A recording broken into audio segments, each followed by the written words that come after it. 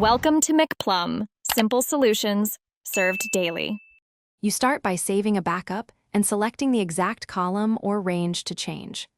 Once done, turn on filters or sort the column so identical entries sit together, because the method compares adjacent rows.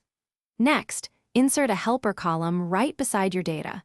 You will place a formula there to test duplicates. Make sure the header alignment and headers are consistent. These quick steps prepare Excel so the formula and paste operations act predictably, without harming unrelated cells or formatting. You now use a simple comparative formula to blank repeats.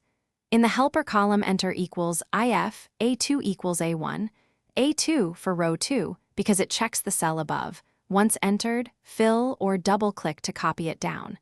This replaces any duplicate that immediately follows an identical value with a blank and preserves unique entries.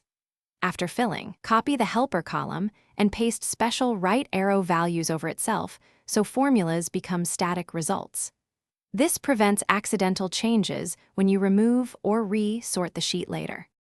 You finish by selecting the helper values and pasting them onto the original column to replace the old data, ensuring blanks remain.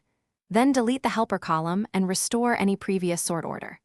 Make sure to scan a few rows to confirm unique entries stayed and duplicates became blanks. If things go wrong, check that the sheet was sorted consistently. Unsorted data breaks adjacent comparisons. Alternatively, use a countif or match approach to detect duplicates globally rather than relying on order when sorting is not possible. Thanks for watching. Stay juicy and subscribe.